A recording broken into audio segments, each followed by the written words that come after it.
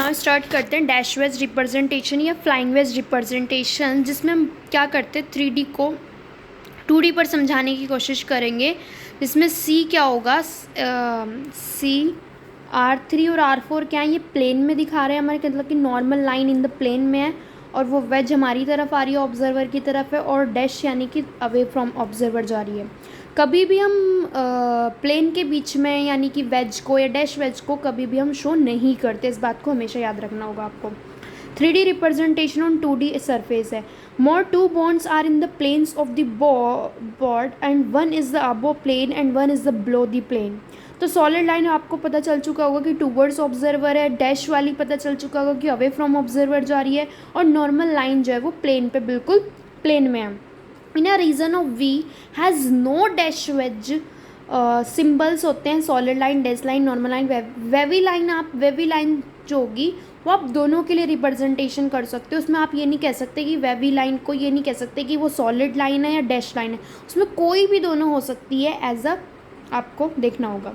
But wavy line जो होगी वो दोनों के लिए होते हैं। हम उससे देख कर ये नहीं कह सकते कि ये अवे जा रही है या फिर ये आपके मतलब अवे जा रही है या फिर आपकी तरफ आ रही है।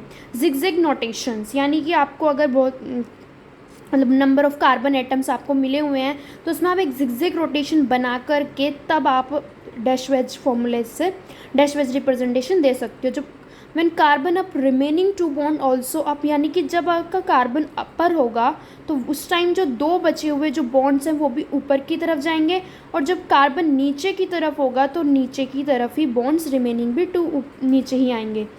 तो अब सेकेंड रिप्रेजेंटेशन आती है हमारे पास सोहर्स रिप्रेजेंटेशन। सोहर्स रिप्रेजेंटेशन आपको वाई याद रखना होगा, एक टाइप से हम वाई का यूज़ कर रहे होते हैं पूरे सोहर्स रिप्रेजेंटेशन को दिखाने के लिए।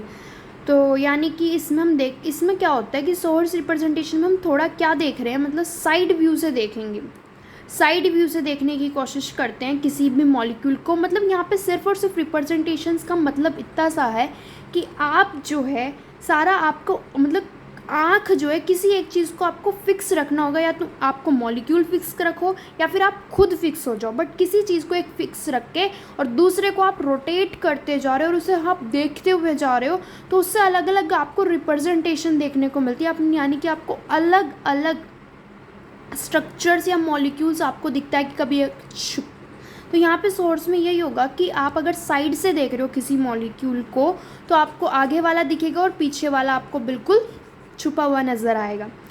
तो then one is CH3 ethane है, एंड देन आप इसे पहले इसमें डाल सकते हो वेज वाली रिप्रेजेंटेशन में। देन आप वाई को यानी कि आपको इरेक्ट बना सकते हो, इन्वर्टेड बना सकते हो। जब दोनों इरेक्ट होंगे तो इक्लिप्स आएगी, और जब इन्वर्टेड होंगे तो स्टैगर होगी, और एक इरेक्ट हो सकता है, एक इन्वर्टेड भी हो सकता है, और ऐसे ही फ्रंट वाला इन्वर्टेड हो सकता है और बैक वाला इरेक्ट हो सकता है। तो कन्वर्जन सोहर्स टू सोहर्स होंगे तो यानी कि 3 टाइप्स के रोटेशंस होते हैं, 60 डिग्री, 120 डिग्री और 180 डिग्री।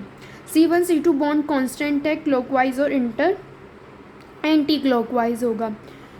देन केस 1 हम 60 डिग्री रोटेशन करते हैं तो C1 ग्रुप्स ऑब्जर्व करते हैं। 60 डिग्री रोटेशन करने पर हमारा क्या हो रहा है, पूरी तरह जो पूरी तरह वाई होगा, जो पूरी तरह वाई क्या हो रहा है, वो पूरी तरह यानी कि इरेक्ट की जगह वो इन्वर्ट हो जा रहा है। और C1 C2 constant anti clockwise है, और नेचर ऑफ वाई जो है वो चेंज हो गया, यानी कि आपको पता चल रहा है इसमें। और 120 डिग्री रोटेशन जब हम करेंगे उस टाइम क्या होगा, उस टाइम भी क्या होगा, 120 डिग्री रोटेशन पर जो वाई है नेचर का, वाई जो है वो चेंज नहीं होगा, और क्लॉकवाइज डायरेक्शन यानी क्लॉकवाइज रोटेशन कर रहे हैं। और केस थर्ड में 180 डिग्री रोटेशन होगा, उसमें भी वाई जो है नेचर चेंज हो जाएगा।